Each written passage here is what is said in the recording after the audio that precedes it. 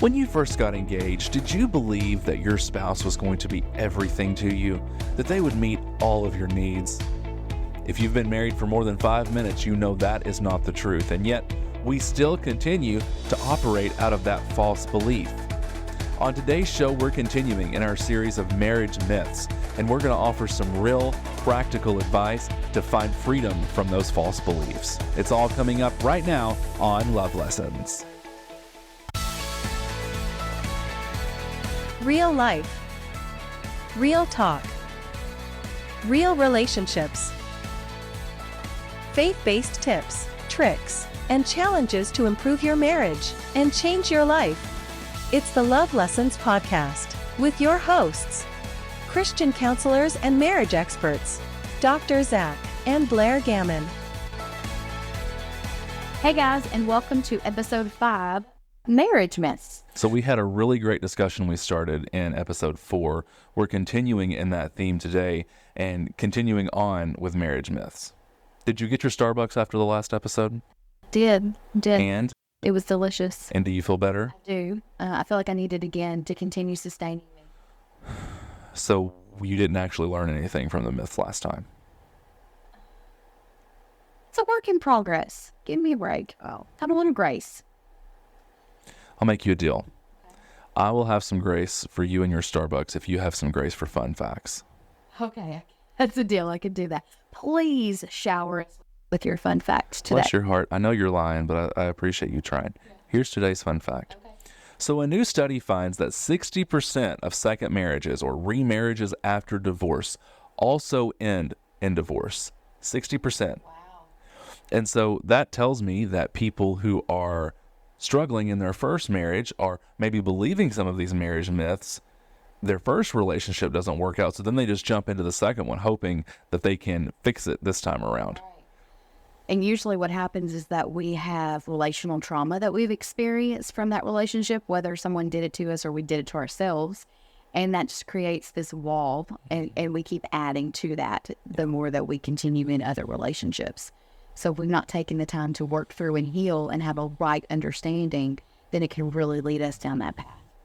You know, I've worked with a handful of couples who have come in for marriage counseling, not because anything was necessarily wrong, but they are in a second marriage and they recognize that they carry some of that baggage. Yeah. You know, I have some myths and now I have some baggage that I've carried in here, and I just want to make sure that this relationship is successful. And so those people who put in that work and effort into their second marriage can find success in it, right? But we can't just assume that the myths that we believed in our first relationship are going to be taken care of because now we're in a second. Right. So this myth causes a lot of trouble for a lot of people. Okay. Marriage should not be a lot of work. It should not be this. Right. Let's just live on love. Mm-hmm. Unfortunately, love doesn't figure out who's going to take the trash and who's going to pay the electric bill. Yeah. Right? And so couples go into their relationship thinking usually one of two things. They think, oh, it's going to be easy. We'll figure it out as we go. Or they just don't put any thought into it at all. Right. I'm so enamored by this person. Let's just get married. Yeah, you're in that dopamine fix in the beginning, the honeymoon phase of you. Yeah. And so you're both pretty agreeable at that point usually. It's right. Okay, everything's going to be fine, and we're going to work any problems that we encounter, we're going to solve them together, and it's going to be easy because we love each other. Yeah. Love conquers everything. Let's just take on the world together. Yeah. And, you know, to some degree, you are going to figure it out along the way, right? Like you're not going to go into marriage knowing everything. And a good, healthy relationship is one where partners know how to find compromise and know how to resolve conflict. But if you believe that everything's just going to be great and just because we love each other so much, then everything's going to fall into place, it doesn't really work that way, because while you might love each other, there are going to be days that you just don't like each other.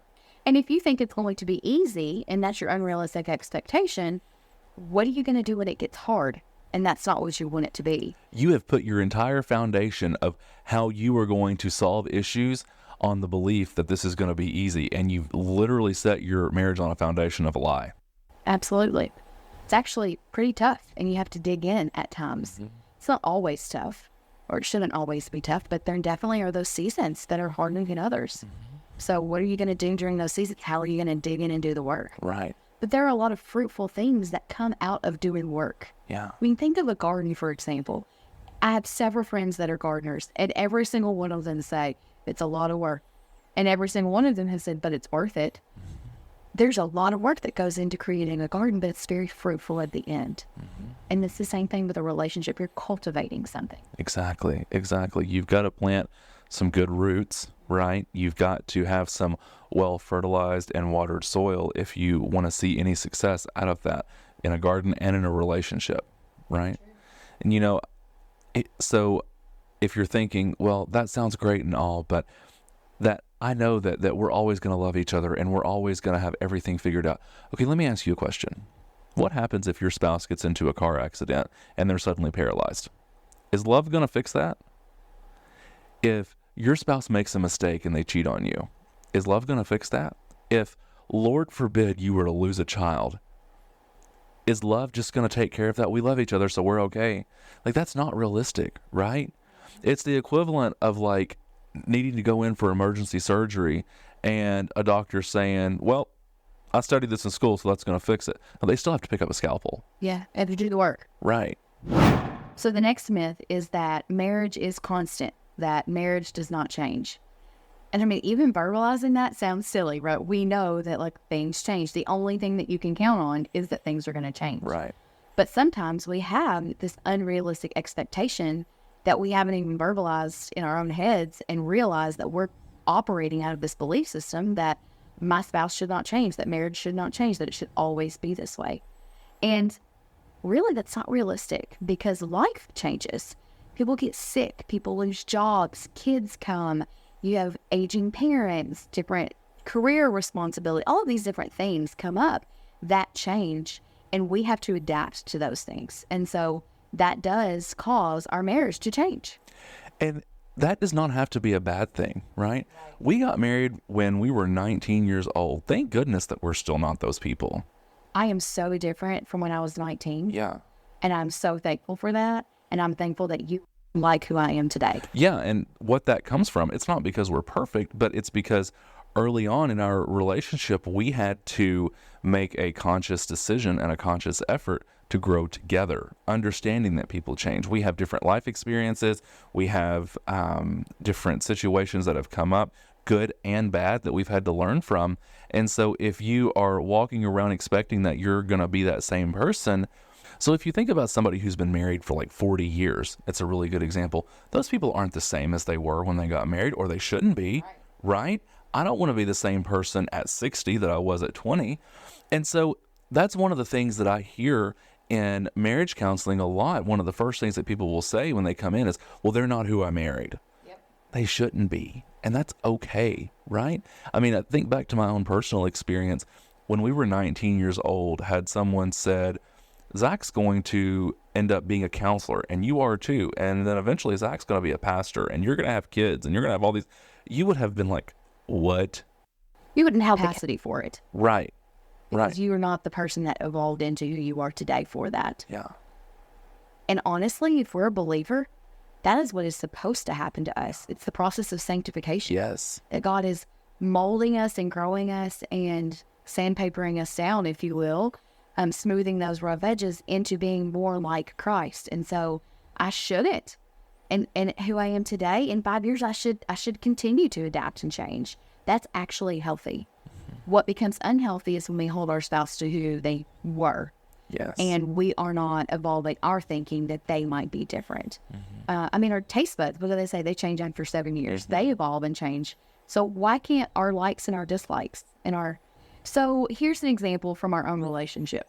So early on, Zach would try to be sweet. Oh, I didn't try. I was sweet. You were sweet, and you would buy me flowers. While flowers are beautiful and wonderful, at that point in my life, in our life, we were very broke. We couldn't afford to pay attention, to be honest, at that point. And so the last thing I wanted you, that was good. That was good. The last thing that I wanted you to do was to spend the hard-earned money that we needed to pay for, running water and electricity on something frivolous like flowers. Right. I was also a lot more legalistic and rigid and not nearly as gentle and sweet as I am today. And so, amen. And so I didn't want you to buy me flowers. Well, over time I changed and our situation changed and flowers became something that I did want, but I didn't communicate that to you. And so I had changed but you didn't know that. And so then I wanted flowers. And so it took one day when you said something about me not wanting you to send me flowers. And I'm like, whoa, whoa, whoa, whoa, whoa. I need to explain that I have changed in this area. And it wasn't your job to read my mind and know that I had changed. I needed to be aware in my own self that I had made changes in my thinking process and communicate that to you so that you could try to meet those needs. And that really was probably the first time that you realized that you had changed in that, right? That you put like words to that feeling. Yes. And so many times we're not so self-aware that we put words to it. We have to like kind of put it out there and be like, oh, when you can kind of see it and look at it a little bit. So there's some great irony with this myth in that many times people who believe this myth also believe the myth that it's going to take both people to change in the relationship. And so they come in mad because something has changed, but then they want the other person to change. And so I really encourage folks to think about that, to think about the tension that you're creating because you're believing two false narratives that are already in opposition to each other, and you're trying to force both of those into your relationship, right? The person has changed. They're not who they were when you got married. Maybe that's for the better, maybe it's for the worse, but to see a successful relationship, to see your relationship change, now you are going to have to put some work in to create some meaningful change, right? This episode of the Love Lessons podcast is brought to you by Revive Counseling Center. Revive provides faith-based counseling services to help people find spiritual, emotional, and physical wellness. With multiple in-person locations, as well as convenient online counseling options, Revive Counseling Center has helped countless marriages and individuals find help and healing, allowing people to create fulfilling and thriving relationships, reviving hope and restoring lives. Learn more at revivecounseling.org. So this myth is actually rooted in some truth, right? Love is a feeling. It is a feeling. However, it's not just a feeling. It is also an action. Love is an adjective, and love is also a verb.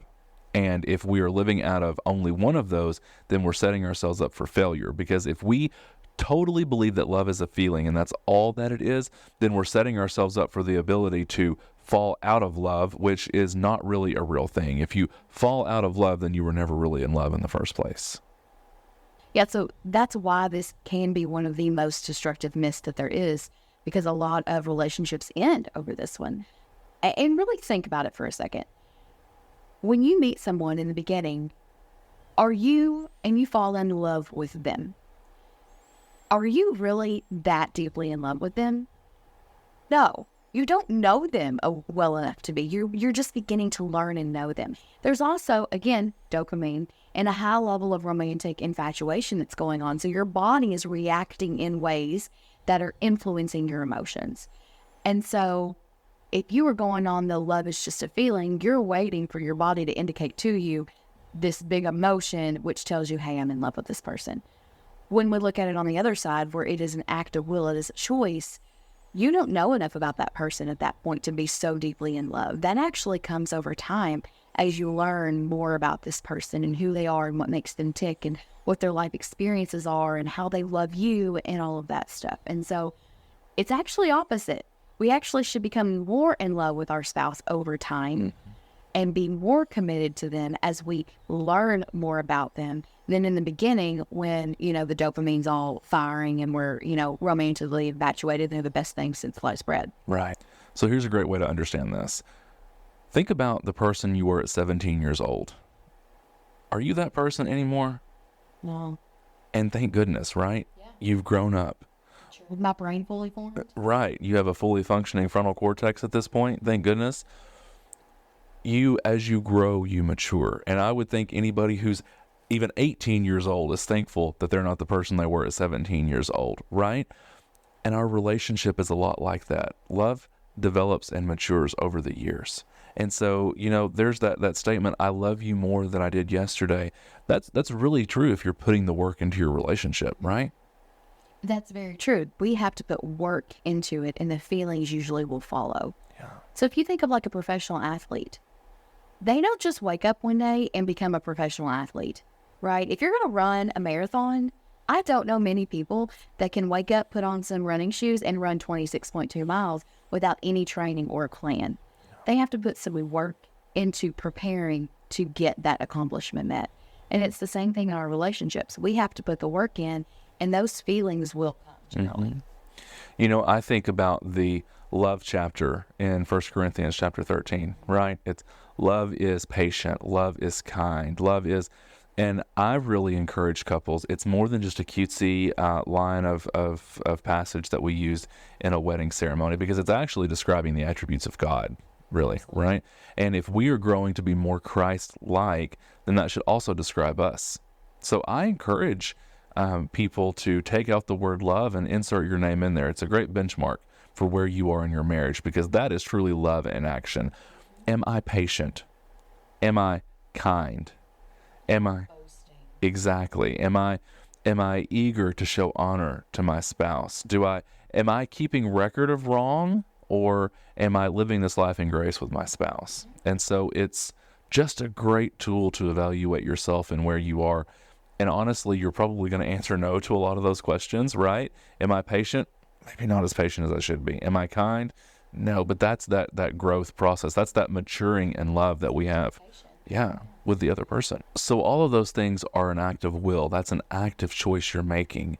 But when you are actively making those choices, that's when you get those good feelings, those feelings of love with and from the other person. This reminds me, I was dating somebody in high school, and I went to a cookout one time, and all of his family was there, and I'd already eaten before I got there, and they offered me food, and I was like, no, thank you, I'm good. And one of the family members, she just laughed, and she said, honey, you can't live off of love. And they all laughed, and I was so young at the time, I was like, what are they even talking about? But these were people who had been married for years, and they understood what they were saying, like, girlfriend, that's not going to sustain you. There's a saying, and it's not very couth, but it's very true. Have you seen those cutesy little signs that people have that says, I love you more today than I did yesterday, because yesterday you really pissed me off? Yeah. That's a great example of how love is not always a feeling, right?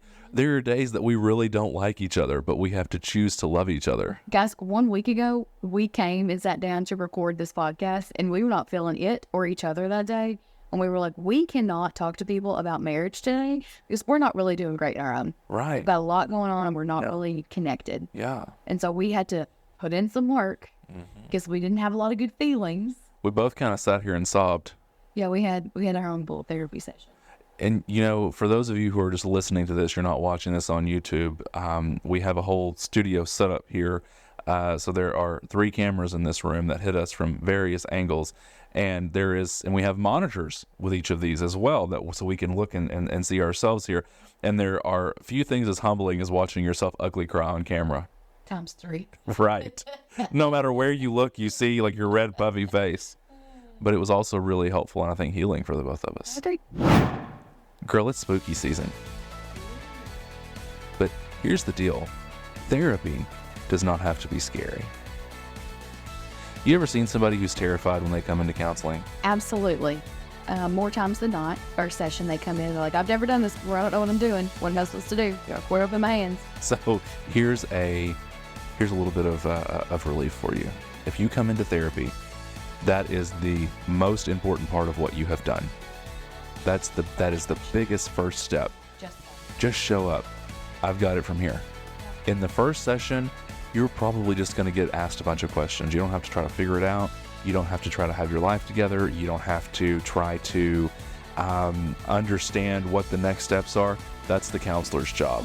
At that first session, your job is just to show up, and they'll let you know what to do from there. Yeah, as a counselor, I'm trained to know what I need to ask you to understand what your goals are for therapy, to lay out a plan for how to execute those and accomplish those. And so you feeling like you have to come in and know exactly what to tell me that you need to work on, usually that doesn't actually work out. I might need a frame of reference, but usually it doesn't work out. That's why you're coming to counseling in the first place. And so many times people view getting to therapy and doing the work in therapy as this big mountain they've got to climb, but really just take that first step, right? It's kind of like, how you eat an elephant. One bite at a time. Exactly. So it's in light of spooky season, if you're thinking about going to counseling in your own life, don't overthink it to the point that it freaks you out. Just show up. Just take that first step. Make that phone call, book that appointment with that counselor you've been looking at online, but just get there. And I can I don't want to make a guarantee, but I can almost assure that you'll feel better after you get there, and you just sit down and let it out. Don't make it bigger in your head. Exactly. It's just like that monster under the bed when you were a kid. You know, your parent comes in and tells you that, hey, listen, it's not there, but you've just built it up so much. Marriage counseling can feel a lot like that scary monster, but it doesn't have to. Our love note today relates to that myth that marriage should not be a lot of work. If you have believed that lie going into your relationship, then you are setting yourself up for failure. And so that is the reason that premarital counseling is so incredibly beneficial for folks.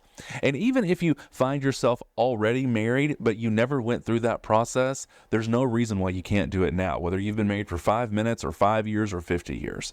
And so there are a lot of great resources out there for folks. You can go to your pastor, you can go to a counselor. There are a couple of really great programs that are used by counselors all over the country and really all over the world. One of them is called Prepare Enrich, and then another is called Symbis, Saving Your Marriage Before It Starts. These are great resources, and there are so many great tools and programs within these that help set couples up for success.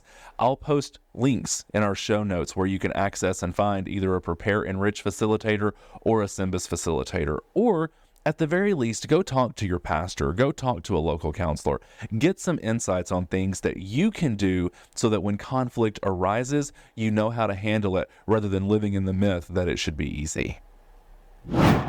So now comes what I think is going to be my favorite part of the podcast. Ooh. Dirty laundry. Dun, dun, dun. So we want people to air their dirty laundry. Not really, okay? We really just like the title because it has so many meanings. Right. But this is the time where people can ask us questions. If there's a question they have about relationships or marriage or anything, we're open to that. So we want you all to ask us questions, and we, over the course of our podcast, are going to pull those out and answer those. And you can do those anonymously if you like. Yeah. But we just ask that you don't humiliate or embarrass your spouse, that we do it in a fun, lighthearted way. Right. So we don't necessarily know everything, right? But we can certainly offer some professional experience or go find the answers to these things, right? So if you are someone who is interested in getting a question answered, there are a couple of ways that you can send it to us. Number one, you can follow us on Facebook, just search for Love Lessons, and you can send us a message there. Or you can email us at hello@lovelessons.fm. And if you do want to remain anonymous, that's totally fine. Just indicate that in the message, and we'll start asking and answering some of those here on the show. So it's going to be a lot of fun. So thank you so much for tuning in to episode number 5 of the podcast.